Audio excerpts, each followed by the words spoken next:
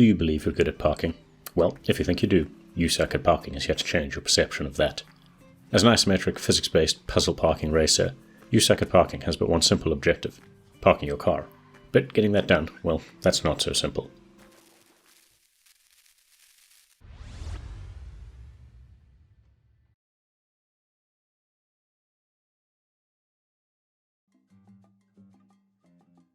There's no complicated story to discuss here.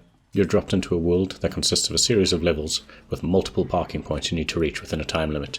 You have, until that time limit expires, multiple cars to use, with a quick D-pad press instantly spawning a new car at the starting point if you mess up.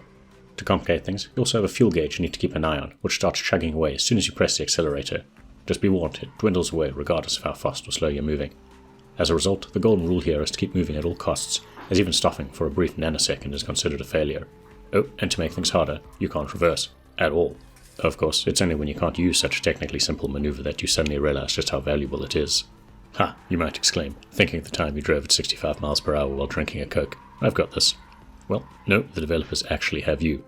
If you only had to contend with the above design elements, you suck at parking wouldn't have much going for it. Where the developers really put a spanner in the works is the trap-laden, obstacle-littered, physics-based Acme-style obstacle courses.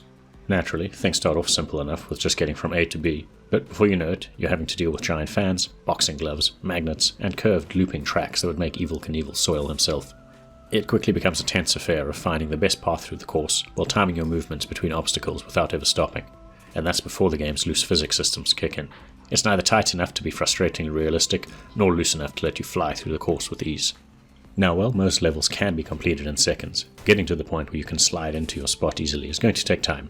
You're going to have to invest a fair amount of effort into getting used to the way the car controls, as that's the biggest obstacle. Well, in addition to the locked camera angle that can make it incredibly difficult to judge turns and racing lines. Just when you think you've been on the perfect line to make a bounce from a giant boxing glove to a fan and into a safe landing zone, you'll find yourself instead sailing off into the clear water surrounding each course because you were just a little bit off the line. Now, while the level design is inspired and fun, it's also incredibly frustrating. The game starts slowly enough to get you used to the basic premise, but ratchets up the difficulty very quickly. It wasn't long before I found myself alternating between cathartic moments of success and frustration-induced quitting that forced me to walk away and have a good breather before trying again.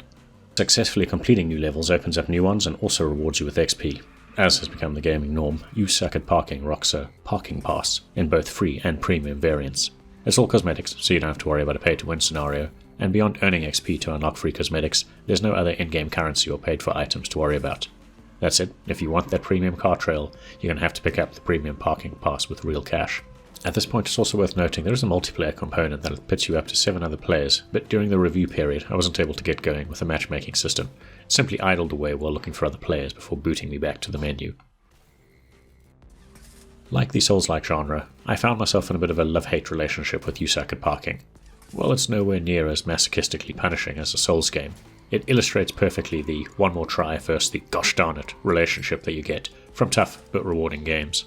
Sticking to the Souls-like comparisons, it's also a game in which you get out what you put in. If you expect to just flow through this with panache without attempting to master the mechanics and physics, you've got a big surprise coming your way. But if you're prepared to persevere, you will be rewarded.